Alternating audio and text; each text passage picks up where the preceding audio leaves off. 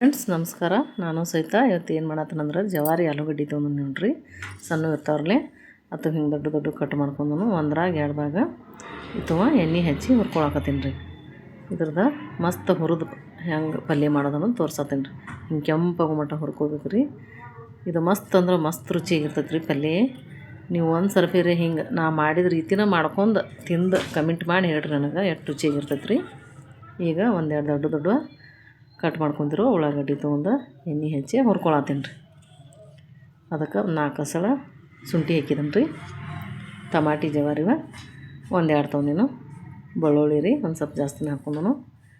ಎಲ್ಲ ಮಸಾಲಿನ ಹಿಂಗೆ ಹುರ್ಕೋಬೇಕು ರೀ. ಒಂದು 4 ಕೊತ್ತಂಬರಿ ಎಲೆ ಮತ್ತು ಕರಿಬೇವು, ಹಸಿ ಮೆಣಸಿನ್ಕಾಳು ಒಂದು 4, ಲವಂಗ ಒಂದು 4, ಜೀರಿಗೆ ಒಂದು ಚಮಚಿ, ಸಾಸ್ಮೆ ಎಲ್ಲ ಹಾಕಿ ಹುರಿಯಾಕತ್ತೇನೆ ರೀ. ಈಗ ಹುರಿದಿರೋ ಮಸಾಲೆ ತಣ್ಣಗಾಗೈತಿ. ಈಗ ಇದ್ರಾಗ ಹಾಕಿ ಸಣ್ಣಂಗೆ ರುಬ್ಕೋತೀನಿ ರೀ. ರುಬ್ಬಿಟ್ಕೊಂಡಿನಿ. ಇದನ್ನು ಈಗ ಒಗ್ಗರಣೆ ಹಾಕೋತೀನಿ ನೋಡಿರಿ. 1.5 ಚಮಚಿ ಎಣ್ಣೆ ಹಾಕೊಂಡೇನು.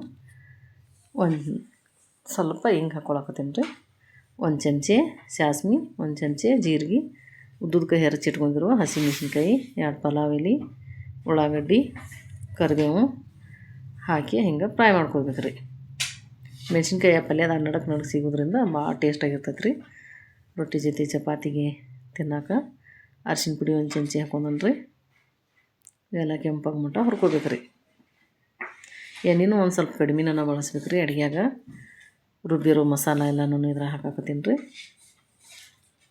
ಹಿಂಗೆ ಹಾಕಿ ಎಲ್ಲ ಚೆಂದಾಗಿ ಫ್ರೈ ಮಾಡ್ಕೋಬೇಕು ರೀ.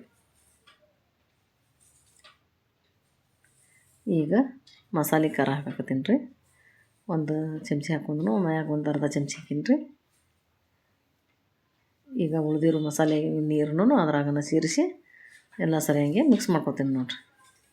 ನಿಮ್ಗೆ ತಿಳ್ಬೇಕಂದ್ರೆ ತಿಳುನು ಮಾಡ್ಕೊಬೋದು, ಸ್ವಲ್ಪ ಗಟ್ಟಿ ಇರಲಿ ಅಂದ್ರೆ ಗಟ್ಟಿನೂ ಮಾಡ್ಕೊಬೋದು ರೀ. ಈಗ ಹುರಿದಿಟ್ಕೊಂಡ್ರು ಬಟಾಟಿ ರೀ. ಸಿಪ್ಪಿ ತೆಗ್ದಿಲ್ಲ ಬಟಾಟಿ ಮೇಗಿನೂ, ಸ್ವಚ್ಛ ಹಿಂಗೆ ತೊಳೆದ ಹಂಗೆ ಮಾಡತ್ತೀನಿ ರೀ. ಹಿಂಗೆ ನೋಡಿರಿ ಸರಿಯಾಗಿ ಮಿಕ್ಸ್ ಮಾಡ್ಕೊಂಡು ಒಂದು 5 ನಿಮಿಷ ಕುದಿಸ್ಕೊಂಡ್ರೆ ಪಲ್ಯ ರೆಡಿ ಆಕೈತೆ ರೀ. ಇನ್ನೊಂದು ಸ್ವಲ್ಪ ನೀರು ಹಾಕೊಂಡೇನು ನಾನು. ಈಗ ರುಚಿಗೆ ತಕ್ಕಟ್ಟ ಉಪ್ಪು ಹಾಕಾಕತ್ತೀನಿ ರೀ.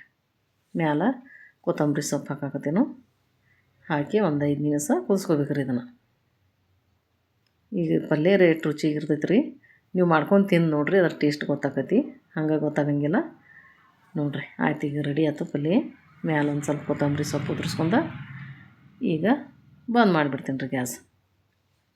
ಈಗ ನೋಡಿರಿ ಬಿಸಿ ಬಿಸಿ ಅನ್ನಕ್ಕೆ, ಬಿಸಿ ಜೋಳದ ರೊಟ್ಟಿಗೆ ಆಲೂಗಡ್ಡೆ ಪಲ್ಯ ತಿಂದ್ರೆ ರೀ ಭಾಳ ಅಂದ್ರೆ ಭಾಳ ರುಚಿಯಾಗಿರ್ತೈತೆ ರೀ. ನೀವು ಮಾಡ್ಕೊಂಡು ನೋಡಿರಿ. ಹಂಗೆ ಕುದಿಸಿ ಮಾಡ್ಕೊತಿರ್ತೀವ, ಈ ರೀತಿ ಮಾಡ್ಕೊಂಡು ತಿನ್ನಿರಿ. ನಾ ಮಾಡಿದ್ದು ನಿಮಗೂ ಇಷ್ಟ ಆದ್ರೆ ಒಂದು ಲೈಕ್ ಮಾಡಿರಿ, ಶೇರ್ ಮಾಡಿರಿ. Thank you.